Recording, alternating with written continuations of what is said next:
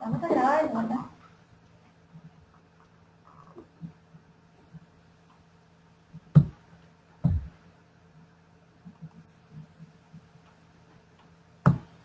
Muy buenos días, les saluda Alfredo Alfaro en nombre de la compañía Ipsos para darles la bienvenida a lo que es este séptimo Ipsos Webinar.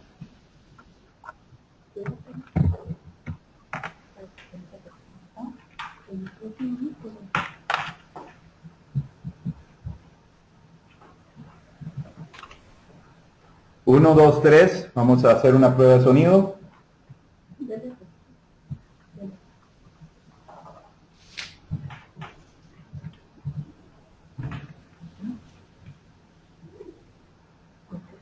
Estamos verificando el sonido. Un momentito nada más, por favor.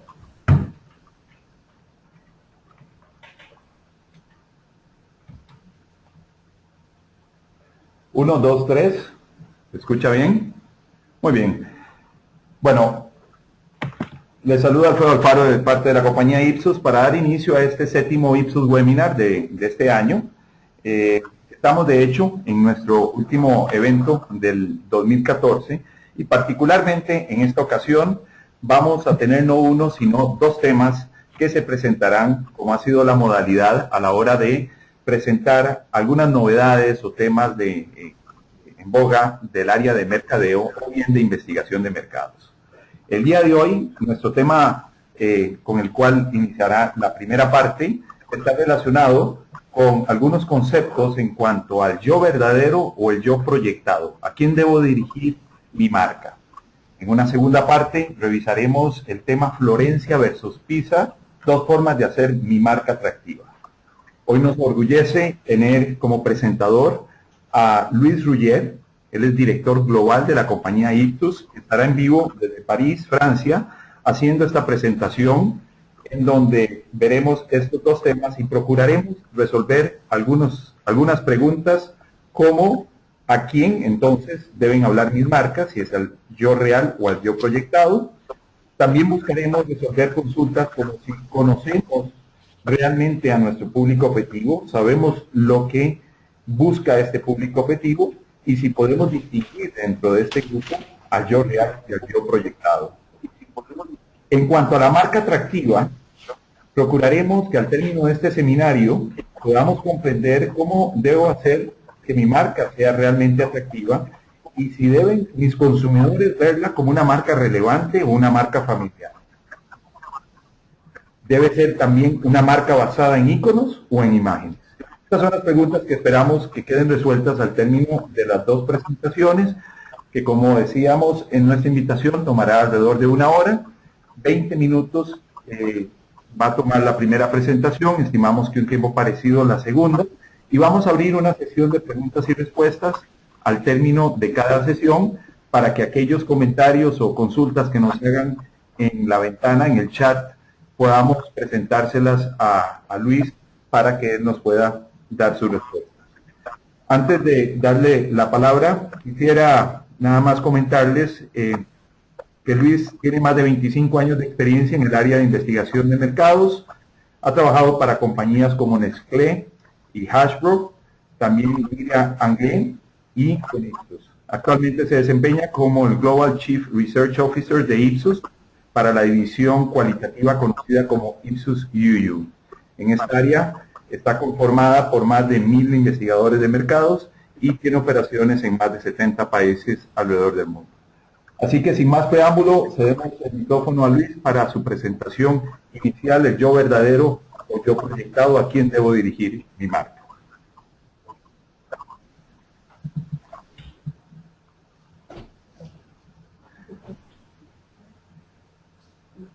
Bien.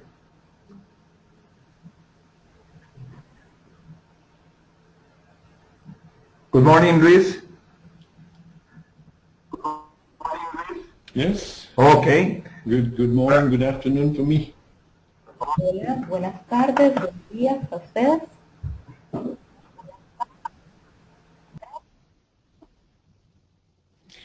So, shall I start?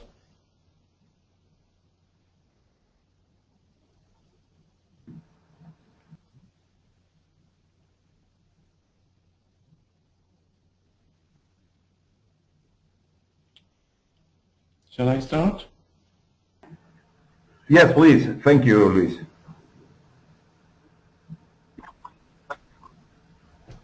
Okay, so hello to everyone. So I'm based in Paris. I hope that the sound is okay. I'm very happy to be with you today. This will add some Central America sun to my gray Parisian sky. So thank you very much. I will present 2 points of views which can have a real impact on marketing strategies. The first one relates to deep consumer understanding, and the second is about brand management. So let's start the first point of view with this question. Do we really know our target? And in order to answer this question, we think we should get a clear understanding of consumers as human beings and not only as consumers. But the challenge is that people have two selves. The projected self, which they present to the world based upon how they want to be seen, and the real self, which is who they really are intrinsically. So the question becomes, who should brands talk to, the real self or the projected self? But we often see significant gaps between these two selves. Let's see some examples. This one, she says she makes healthy decisions, but when we visit her home, we see that her cupboard is full of junk food. So there's a paradox here.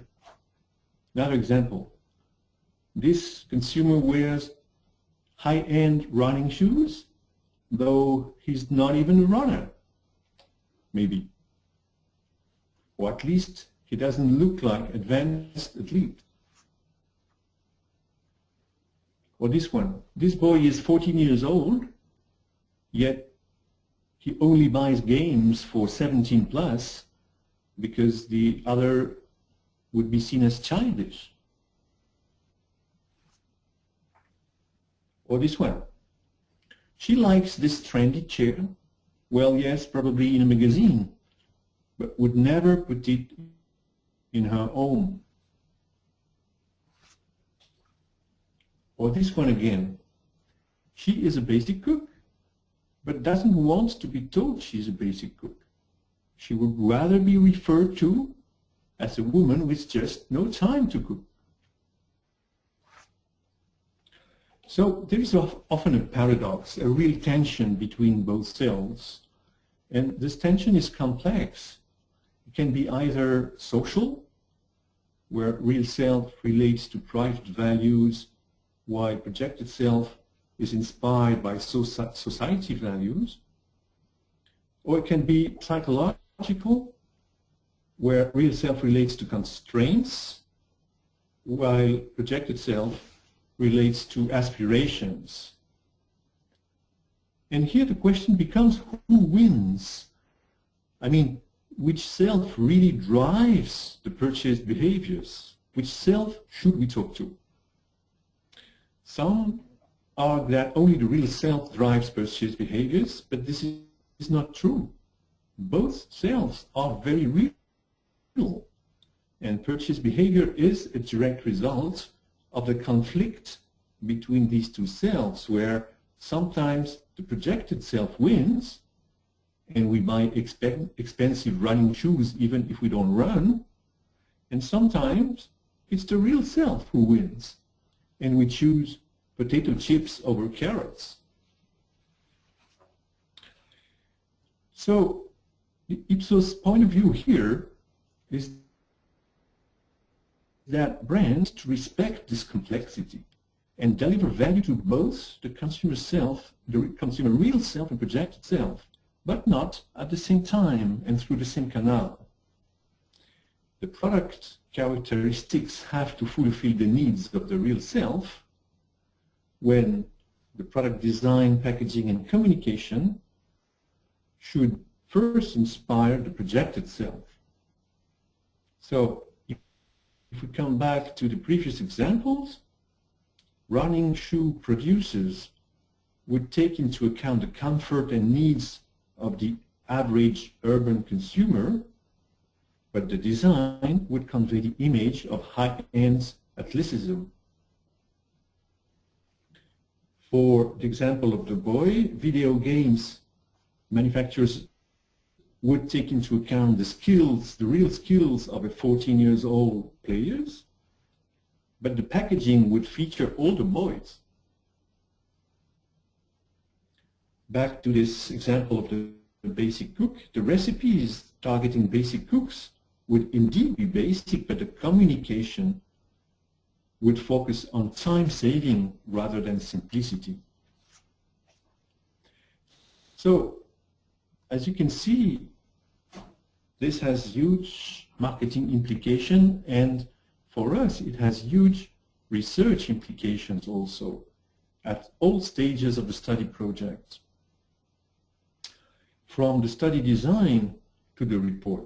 At the study design, we recommend complementing interviews with direct ethnographic observations to truly understand people's lives, which is often the only way to capture the real self. At the recruitment level, the real self, projected self framework impacts also the questions that we ask to recruit the participants to a survey. And it depends on the context and the objective of the project.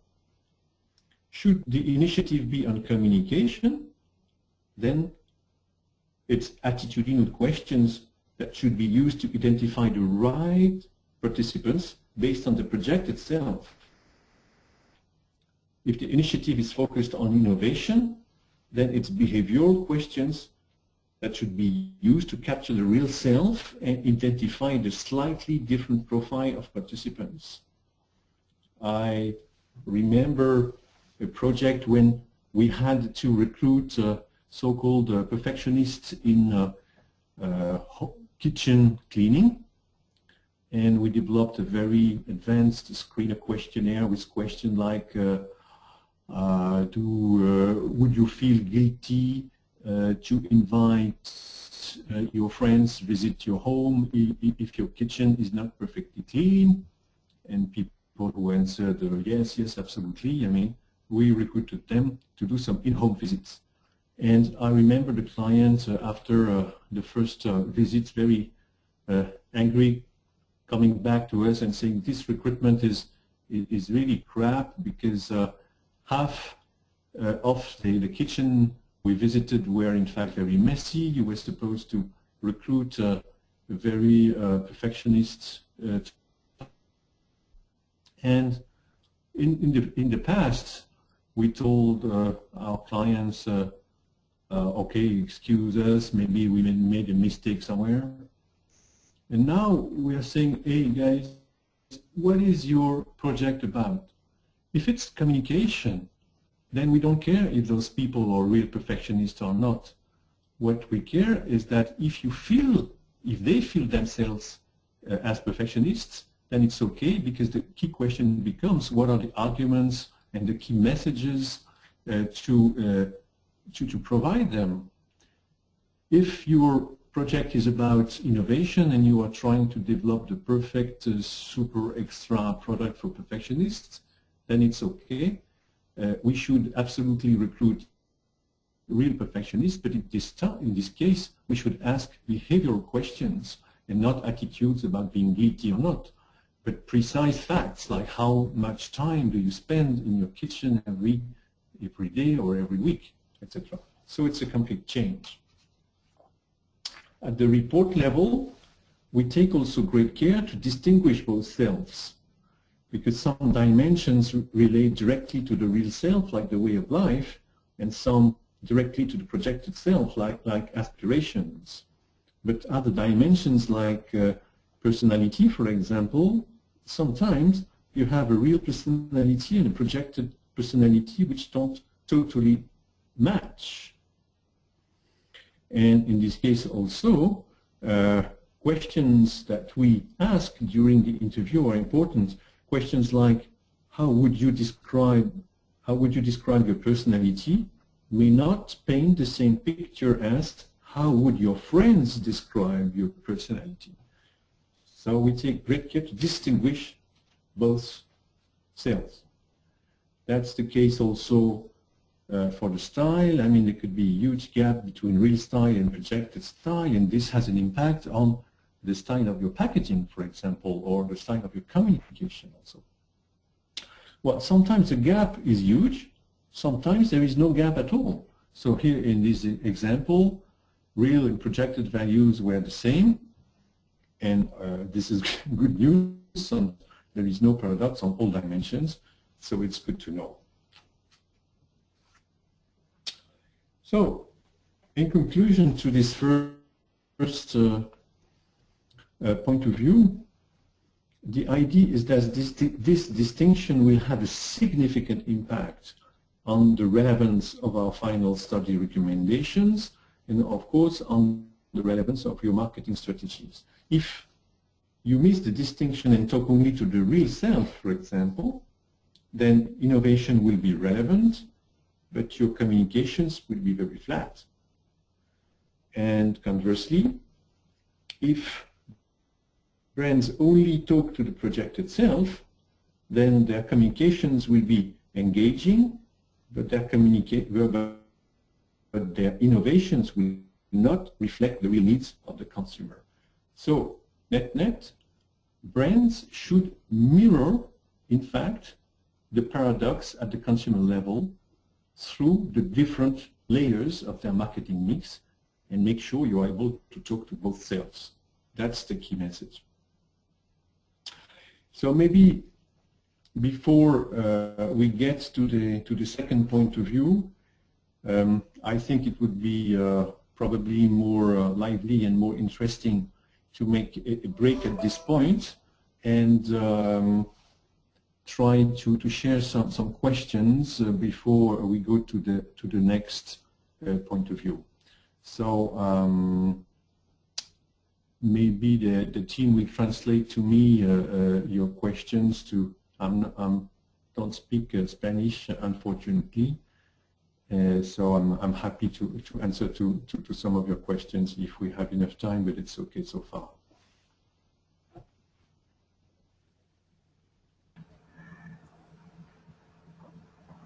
Bueno, muy buenos. Vamos a proceder con la sección de preguntas. Tenemos dos consultas por el momento.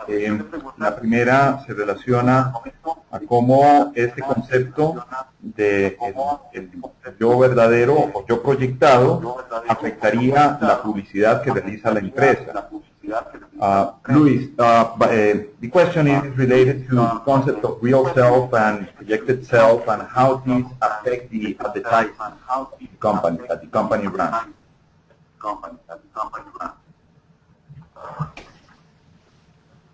Yes, advertising is clearly on the projected self dimension. So it doesn't mean that in advertising there should be only messages targeting the projected self. If you are able to cover both, that's even better. But the first people advertising should talk to is really the projected self. And this is the opposite for innovation. I would say innovation or the product characteristics themselves should first talk to the real self. And again, if there is a huge gap between both, I mean, you should accept that there is also this paradox at the brand level with, again, the product characteristics which really speaks clearly to the real self when advertising will clearly speak to the projected self. The most difficult dimension is, for example, packaging. Is packaging more into product or into communication? It's a bit of both. So it's something in the middle. Maybe some elements of it already talk to the real self, and some of the packaging should talk to the projected self, because packaging, it's already communication also. It's already a message about the product. It's not the product itself. So I would say that in most cases, packaging can be considered as part of communication. If I took this example of this boy of 14, this is very typical.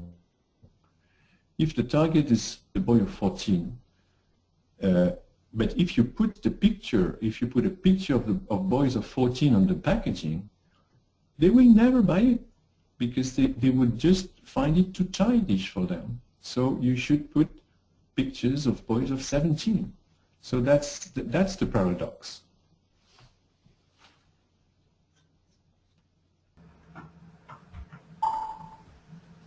Muy bien, pasamos a la segunda pregunta que tenemos y esta está relacionada con la investigación de mercados y cómo esta puede ayudar a profundizar en este conocimiento en cuanto a este tema.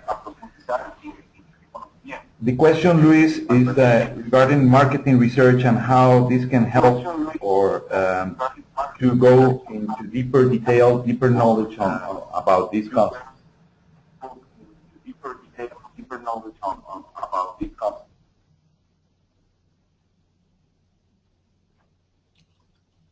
Sorry, can you repeat the question?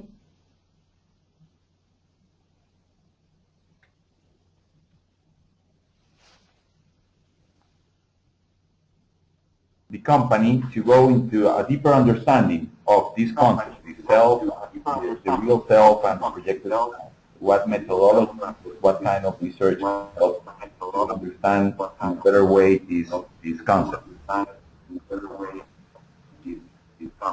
Okay. Yeah. So from the research point of view, clearly we recommend first to complement interviews with observations.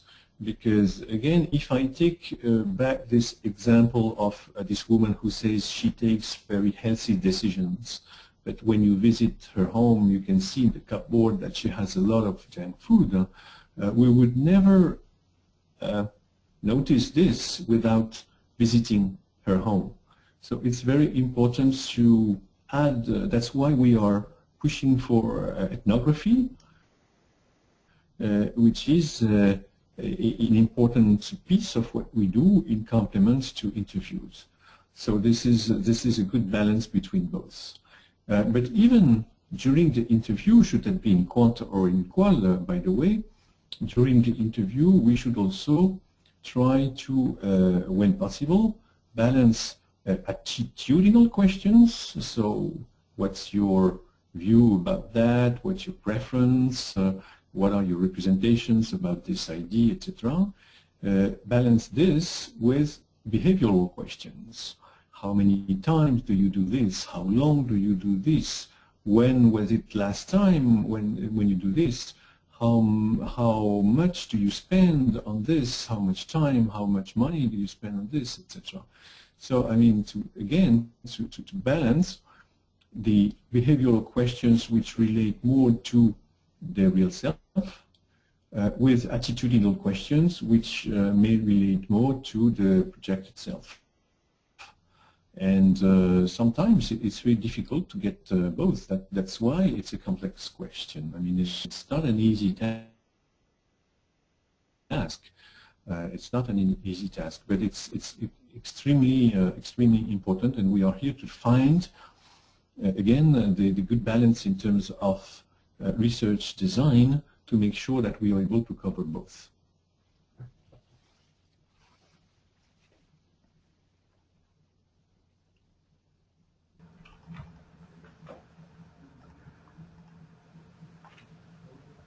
Ok, bueno, tenemos otra pregunta más de un participante en relación a lo siguiente. Dice, ¿cómo podemos diferenciar en el reclutamiento o en los modelos de investigación entre estos dos lados de la persona? Será dentro de lo que reporta la persona en una investigación y lo que realmente es. The question, Luis, is about how do you differentiate in recruitment and research modeling between both sides of the person. It's likely they will talk about what they want to be and not what they will talk about what they want to be and not what they So how do you differentiate this during an interview, you mean? Right.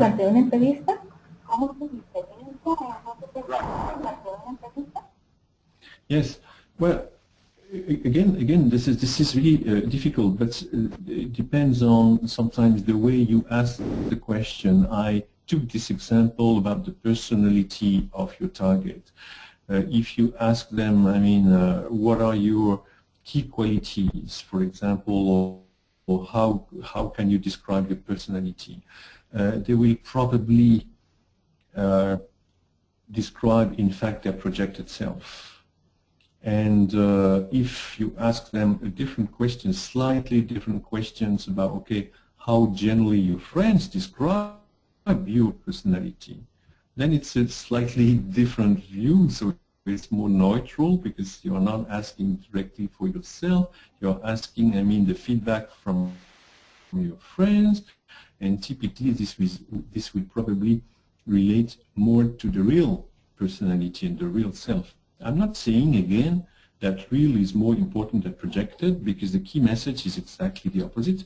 We say that we need to capture both selves, and both are, in fact, to some extent real, and brands should talk to both selves.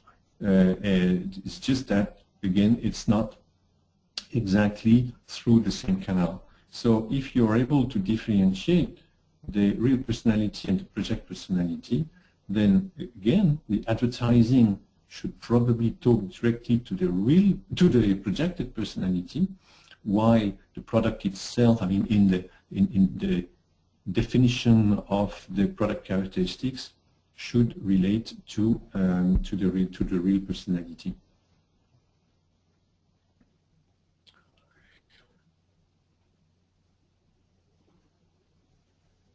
Luis, podemos pasar ya entonces al segundo tema del día de hoy, del webinar de hoy, que sería entonces Florencia versus pizza, dos formas de hacer mi marca atractiva. We can start the second part of the presentation, Luis, if you want. We're ready to hear the second part of the webinar.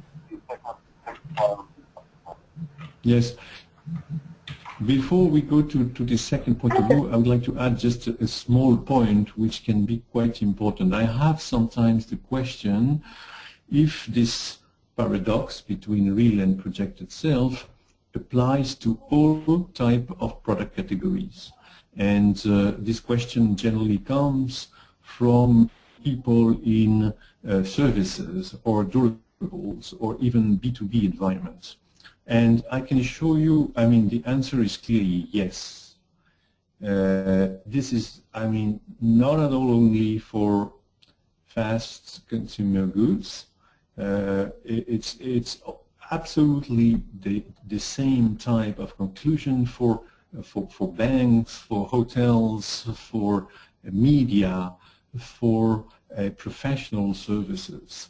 And we've done tons of work on all type of targets, and if you talk to, let's say, IT directors, because your client or your product is about IT systems, I can assure you that even an IT director or financial director has a real self and a projected self, and the real self relates to their constraint in terms of time, in terms of budget, but they have also projected self, which relates to the way they see themselves as professionals, the way they want us, I would say, to portray them in communication. So the conclusion is exactly the same everywhere.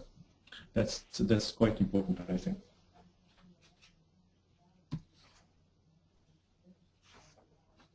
So the second point of view relates to brand management, and again, through a lot of experience, we've come to a sort of framework that we use also in our research and in the relation and recommendation we give to our clients.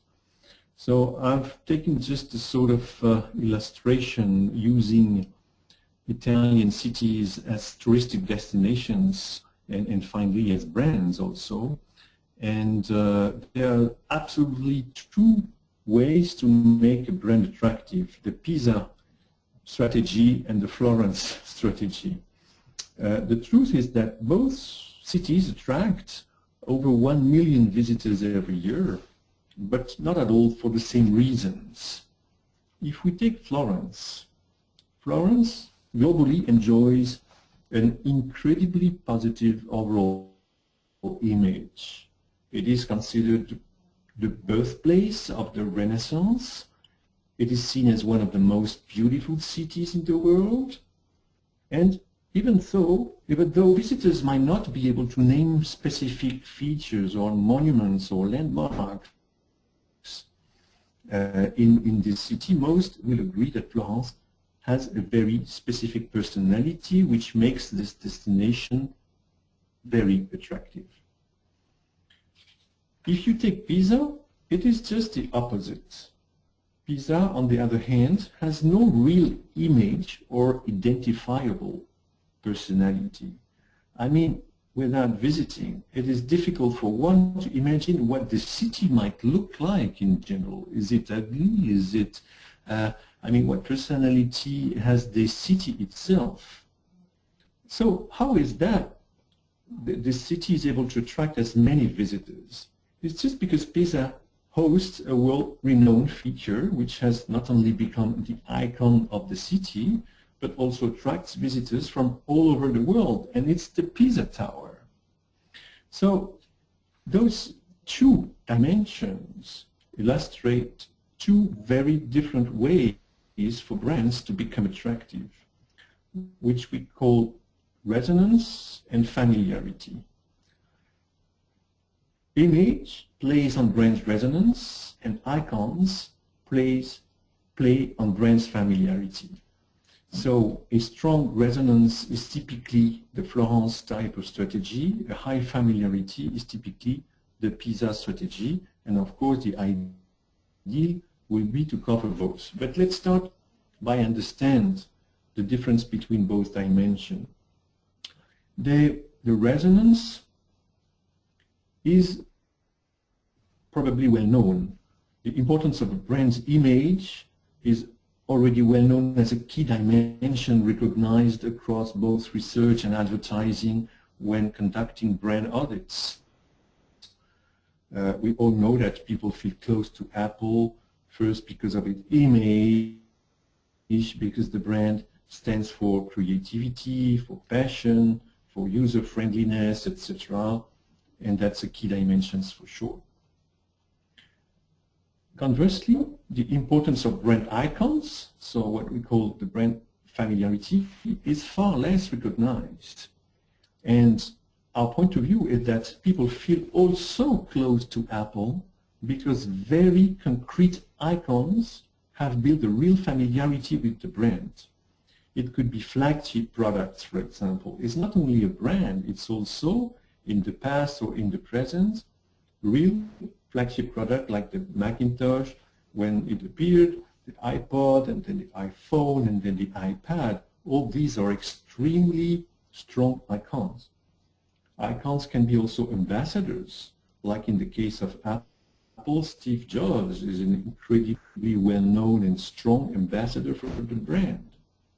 Can be the logo itself. If the logo is instantly recognizable, then it can become also iconic. I would say specific design characteristics like a special design for the product itself can become also iconic.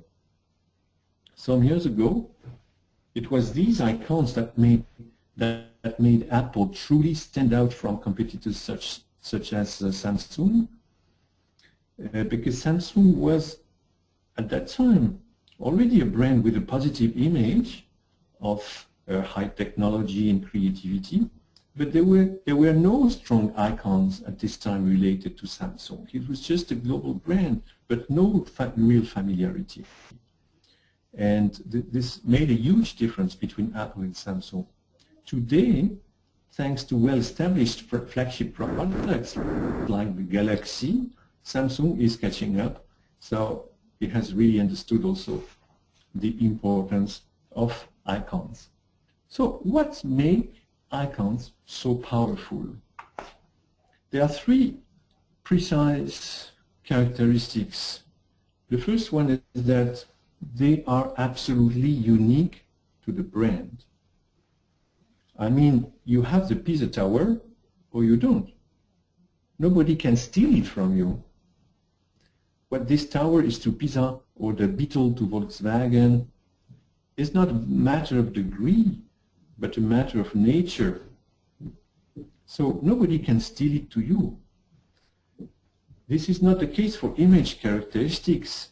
I mean, image characteristics cannot be totally owned by one brand. If we say that in automotive sectors, for example, Volvo stands for safety and Mercedes stands for robustness, well, over time, competitors could take ownership of these characteristics. So they can steal your place. So it's not a matter of degree. It's not a matter of nature. In this case, it's a matter of degree. So for icons, it's a matter of nature. You have them or you don't. You have Steve Jobs or you don't. You have the Pisa Tower or you don't. Nobody can steal it from you. Second characteristics, the icons are intemporal, as long as they stay associated with the brand, of course. But look at these examples. The Beetle had disappeared from the Volkswagen portfolio for 20 years, but maybe, well, not in all countries, it's true, but in many countries. But it was still alive as an icon. If you take this Steve Jobs also as an icon, although he has now passed away, he's still very much alive in people's minds. So it's a real strength, of course. Icons can be linked to your present, but also to your future, to your past. It means, by the way, that you don't, I mean, the consumers don't need to be exposed to these icons because they have them in their mind. So you don't need to invest any more money into communication, because even if they are not exposed to these Steve Jobs photo or communication about the Beetle, they are still in people's mind and active in people's mind.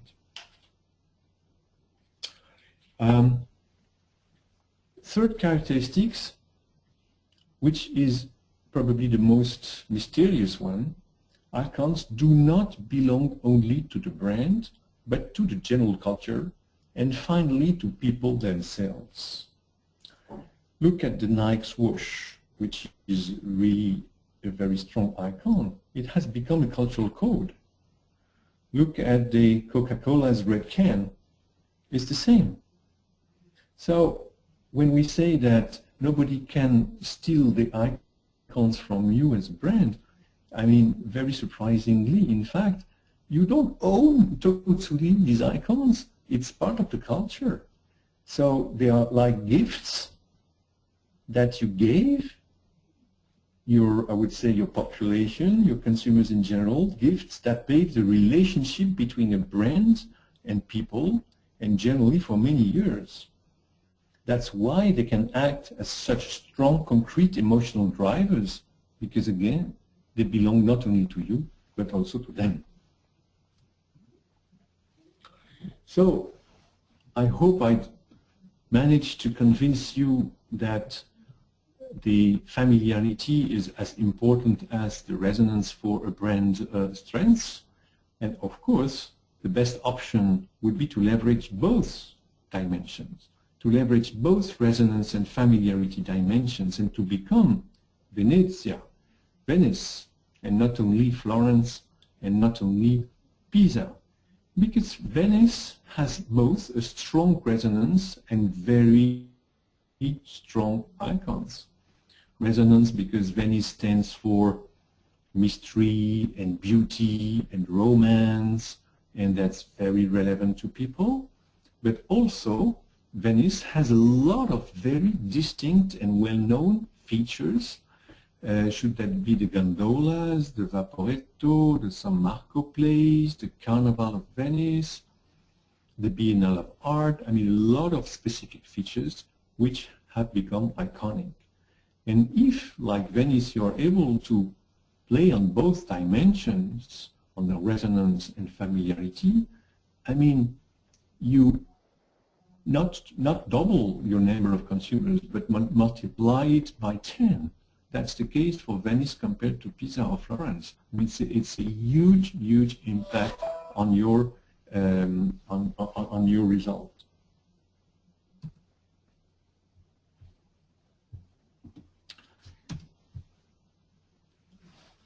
So I don't know if you can still hear me here.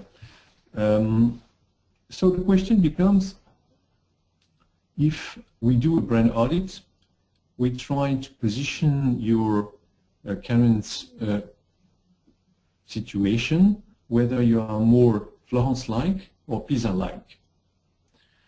If you are more Florence-like, meaning high resonance but low familiarity, then the key recommendations from us would become, let's try to create icons. So can your packaging, for example, become iconic? So instead of just being like Absolute Vodka, just a bottle of vodka, or can you create a specific design which can become in the future iconic so that everybody can recognize it, even if it is debranded, which is a good sign. Can you create ambassadors? Of course, an easy ambassador would be to have celebrity in your advertising, but there are other ways to have ambassadors. The Steve Jobs example is very interesting. I mean, he's not a celebrity in advertising. He's just the owner. He was just the owner and the founder of the brand. So maybe, I don't know, you are in cosmetics business. Maybe your president is the only woman to be president in this market. All the other presidents are men. Well, maybe this woman can become an ambassador and very well known and specific to your brand, and so you have to invest maybe in her, I would say, awareness, so that she can become, in some years of time, also an icon. Flagship products is a real icon differentiator. Instead of spreading your investments across your whole portfolio without any flagship product in the end, in this case maybe you may concentrate your investments into one or two products which can become in the future flagship products. Can you create special events which can be linked to your brand in general? That's the key, the type of questions that you can ask yourself. Second case, your brand is more Pisa-like, which means high familiarity but low resonance. So like Pisa, everybody knows the Pisa Tower, but I would say the city has no image. Is this a touristic, is it a touristic city for sure, but what kind of personality? Is it an artistic city? Is it a sporty city? It is an industrial city? I mean, no, nobody knows. So you should start by saying, okay, I want to really position my brand and try to create this resonance. So if I want to position Pisa as an artistic city, and I want to make Pisa in the future to stand for art, let's try to use my Pisa Tower to build this brand image. And I would, for example, recommend you to organize an annual contest with all artists in the world to redecorate every year the Pisa Tower into something else.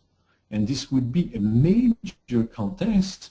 Every media will probably relate, to this event and say, okay, who won the Pisa Tower contest this year? Oh, it's this Korean guy who proposed to change and transform the Pisa Tower into a robot. Oh, that's amazing. And you will do it, really. I mean, you will really redecorate the Pisa Tower into a robot for 1 year. And the second year, this would be different artist who will be just, plant some trees around the tower and transform it into a sort of giant tree. Oh, so this can be a giant event And suddenly in the future, your city will not be only a tower. This will be a driver to drive the personality of your city. Do you want? No, maybe not. Pizza stand for art, but for sport. Okay, in this case it's a different situation, but the message is the same. You will use the pizza tower to build a sporty brand image. In this case, let's organize, for example, a major annual sport event. Why not a cycling event, which could be called, I don't know, the 1,000 tour of the tour.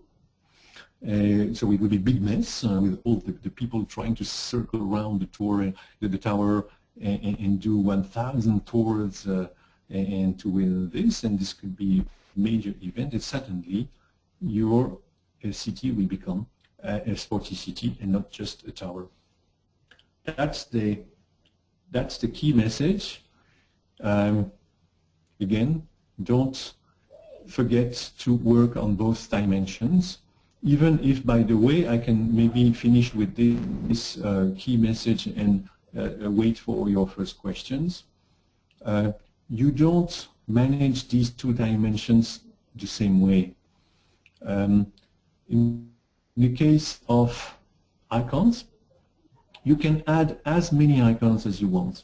I mean, they never compete with each other because it's just like features that you can add. You can have many flagship products. You can add an ambassador. You can add some specific design features, etc. There is no competition, so you can add and add and add. If you work on resonance, meaning your image, it's totally different. You have to do some choice. You cannot say that for image, the bigger the better. It's not the case. For example, if you're in automotive, you cannot be a sporty car and a family car. You have to choose. So in the case of resonance, I would say the purer the better and not the bigger the better. And I am insisting here because we've seen so many clients tempted to add many, many dimensions to their image to make it stronger, and we think that it's a mistake. Look at strong brands. Look at in automotive, I mean, Mercedes stands for robustness, maybe a little bit of premiumness and not more. You don't need, I would say, to have too many dimensions to make a brand strong. Apple stands for user-friendliness and creativity and maybe one or two or three and not more. So be careful, because if you want to make it broader, you may dilute your brand instead of strengthening it. So that's also a key message here. All right, so I will stop here. We have a bit of time for your questions. Happy to get them.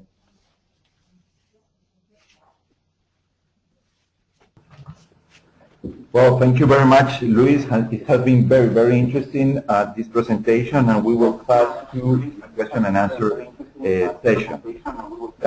Tenemos unas preguntas de parte de algunos participantes. La primera está relacionada, o dicen, a partir de lo que ha sido explicado, ¿cómo puede la resonancia y la familiaridad ser medida para mi marca? Question, according to what has been explained, how can resonance and familiarity can be measured for my brand? How can resonance and familiarity can be measured for my brand? Sorry, what? Can be what for my brand? Measured. Can be measured. The resonance and the familiarity. Measured. Okay, measured. Okay. Yes. In the case of icons, so familiarity, normally it's not a huge task, because if these are icons, they should be well known. If they are not well known, they are not icons. So a feature can become iconic only if it's recognized, identified as specific to the brand, and well known. And so you can work on with a traditional quant interview. It can be the best answer. Either you have a list of different features and you just ask for the awareness of these features. So do you know this person as and is he ambassador of the brand of a brand, and which brand? So you can little by little identify the awareness of the icon itself and clarify if this icon is clearly in relation to a specific brand with no mistakes. So this can be done through a quant measure. If it's the first time, you can do a qualitative approach by being more neutral and just try to understand what makes, for example, if I take, I don't know, let's take an example in soups. So, what make a sachet of soup a Maggi soup?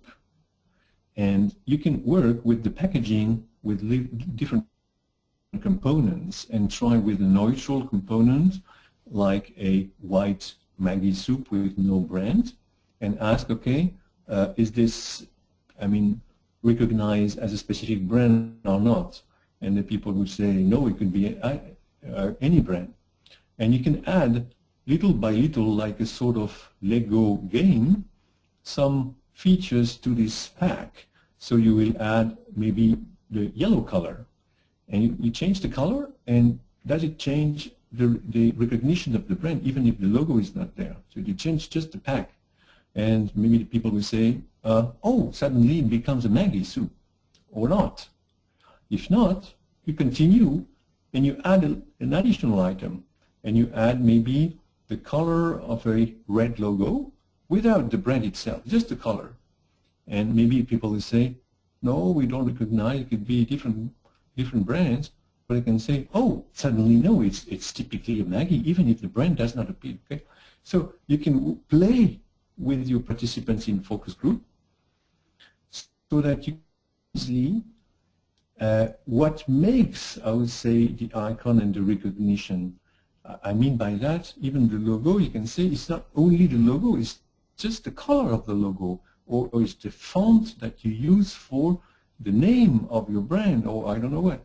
So in the case of Coca-Cola, everybody recognizes that you don't even need to put the brand on a red can. Everybody would recognize that it's Coke. So you can exactly do this for the icon part. For the resonance part, so what are we doing for brand image? Generally, we always here recommend to have both qual and quant. The qual is key because you can have all the attributes in a natural way. You can compare the different brands on the market and play with many projective techniques which are very important to try to understand the personality of the brand. And you can use projective techniques like analogies or personification. So you have three brands of, I don't know, shampoo or cars, and you transform the brands into kids, for example, and ask, okay, let's take Mercedes, BMW, Volvo, plus Ford, and they are kids. So what kind of kids? Are they boys, girls, what age? What are they good at school? When they meet after school, what do they play? And who takes the leadership? And when they will become adults, who will become what? And if the people say, well, the Peugeot kid will become an artist when the Mercedes kid will become an engineer, I mean, that tells a lot in terms of personality of the brand. So we play a lot with those attributes, and once the list of possible attributes are set, we can go into a quant to measure, I would say, how each brand is associated with each attribute. And that's always interesting, by the way, to have a mix between attributes which are really unique to each brand, attributes where the question becomes in quants to measure how, really to which extent a brand owns this attribute versus the competitors, so that, I mean, we have all the fine-tuning. So this is a complete quant approach. In quant, this is done through focus groups. Generally, the collective approach is interesting because we don't care about the individual anecdotes. We care about the cultural representations in relation to brands. In the case of quant, it has to be done, of course, with sufficient people to generally split the sample between users, non-users of each brand so that we have the full picture of the market.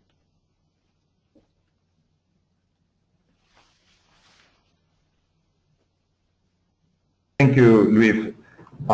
Nuestra próxima pregunta es bien específica. Dice que si es peligroso o no cambiar hacia un icono equivocado.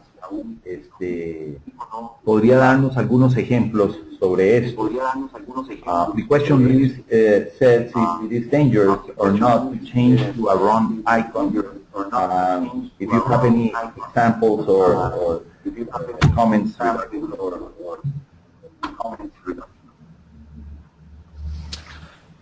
yeah, it's always difficult to play with your icons because, again, the icons, you think you own them, and in fact it's not the case. You co-own them with your consumers. So be extremely careful when you change your icons because you change something which you are not the only owner. And take the case of Starbucks. I think I remember, we did not work on this case, but it is a well-known case where they wanted to change their logo, and there has been a huge negative reaction in their market to come back to the previous logo because people felt that they've lost their soul. So I think this is very, very tricky. If you are associated with a strong ambassador, look at what happens with Nespresso today because they want to change the ambassador. I think that they take a very, very good care to, I would say, do it in a smooth way. Have you seen this new movie where you have George Clooney trying to kind of introduce the new ambassador as the future ambassador? So I think it has been extremely carefully managed, and I think it's a good idea because, again, if you do it, without any caution, people may feel that you are harming their own property. That's so emotional. That's, again, it belongs to them as long, and it belongs to you and to them. That's the key message.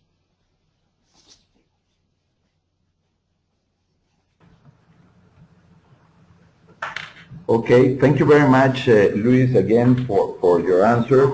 And I think we are almost done with this. We are at the top of the hour. So I would like to take advantage to thank you for your time and your presentation. In the name of our Ipsos Central American, the Caribbean team, I would like to thank you for your presentation, which has been very, very helpful for us and for our clients in the region. Agradecemos a Luis por su tiempo y la dedicación en esta presentación. Creemos que es algo que ha resultado bastante valioso para nuestros clientes en la región y sabemos que podremos ahondar más adelante con algunos detalles que ustedes pudieron quedarse por ahí, pero en esencia creemos que se han cubierto las preguntas que nos habíamos planteado como objetivo para esta presentación. Quiero reiterarles siempre la invitación a solicitar copia de esta presentación o de cualquiera de las otras 6 presentaciones que hemos hecho durante este año.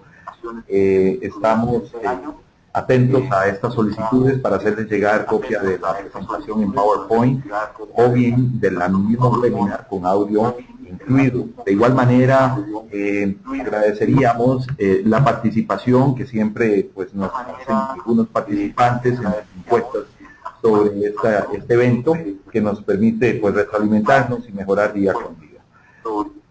Finalmente, en nombre del equipo encargado de estos seminarios, darles el agradecimiento a todos los participantes por esta y las otras oportunidades que nos han acompañado. Ya con esto completamos el 2014 en estas presentaciones. Desearles felices fiestas, un poco anticipados, pero vamos a escucharnos el próximo año. Y bueno, desearles un buen día a todos y muchas gracias nuevamente por su participación.